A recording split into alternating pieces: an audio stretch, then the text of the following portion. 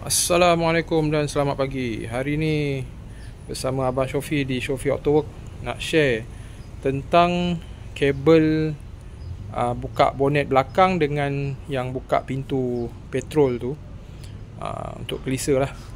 Okay. So ada sedikit tip lah tentang kabel ni. Okay, ni kabel yang telah dibuka daripada kereta. So yang first ni memang dah rosak lah, dia dah pecah. So yang ini adalah yang kita tambat pada dekat handbrake tu, tempat penarik dengan penolak dia tu. Okay.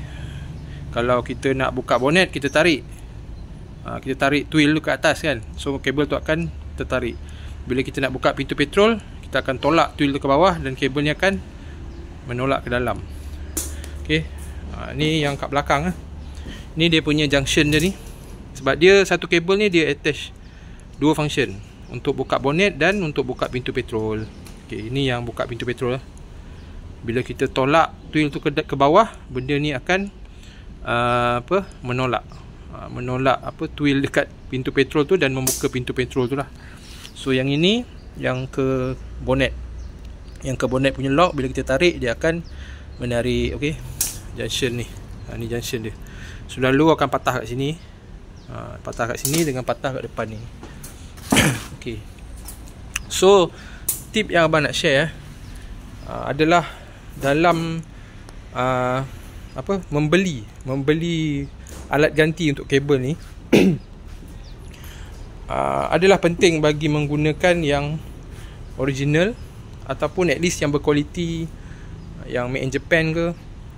Sebab apa yang kita concern kan adalah kualiti kabel tu yang di bahagian sini. Okay. Ini kabel yang dah rosak. Okay, kita tolak tepi dulu. Ini adalah kabel yang baru,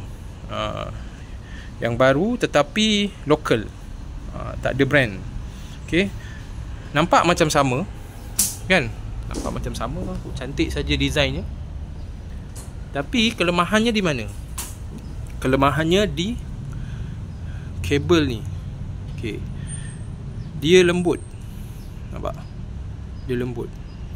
Jadi bila lembut, apa yang berlaku? Bila kita tarik twill tu, tak ada masalah. Untuk buka bonet, tarik, tak ada masalah. Okay, sana akan bergerak, tak ada masalah. Tapi isunya bila kita nak buka pintu petrol, kita akan tolak twill yang dekat handbrake tu, kita tolak ke bawah kan. So apa yang berlaku bila kabel ni lembut, dia akan melendut, membengkok begini. Okay, bila kita tolak je dia akan melendut begitu. Melendut begini. Dia akan membengkok lah. Membengkok. Bila kita tolak je dia membengkok. Jadi dia tak menggerakkan junction tu di sana. Jadi pintu petrol tak boleh buka. Kita hanya boleh buka bonet saja. Okay, ini kabel yang tak ori, low quality. Okay, dia lembut. Lembut. Jadi kalau kabel yang ori dan berkualiti, dia punya kabel ni keras. Ni keras. Nampak macam sama tapi dia keras. Ni dia keras.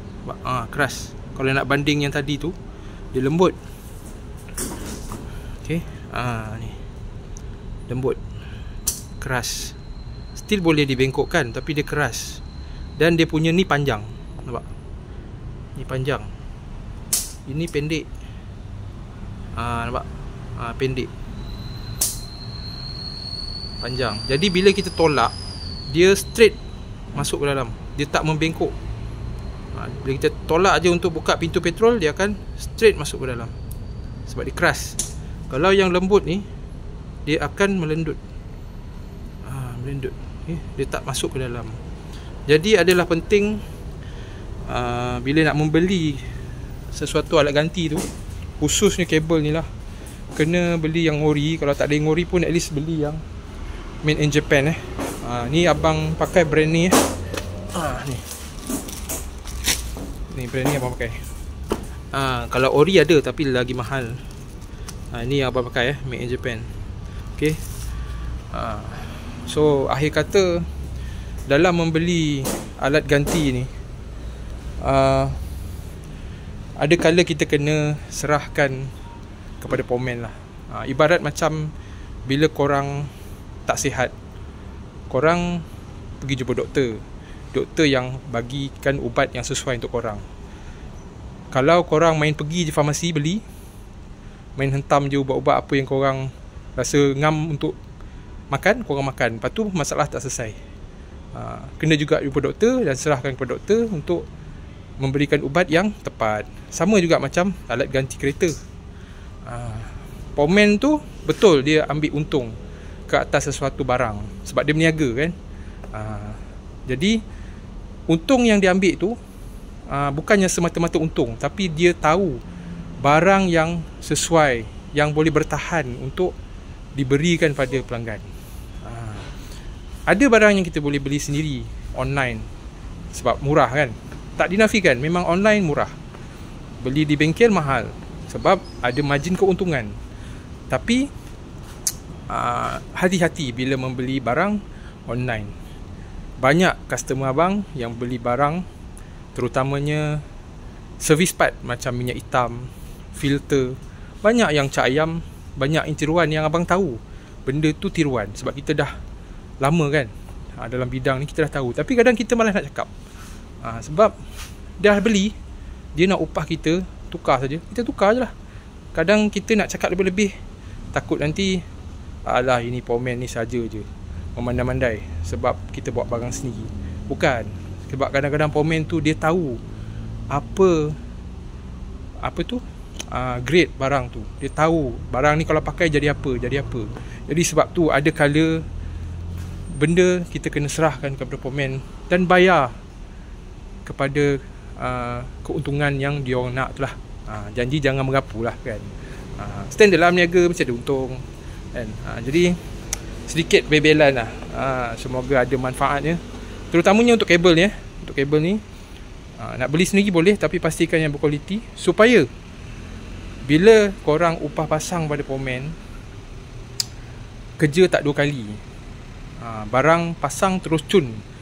Bila barang tak kualiti, pomen pasang, andai kata berfungsi pun mungkin sekejap dah tak boleh lagi berfungsi, dah keluar modal untuk beli lagi.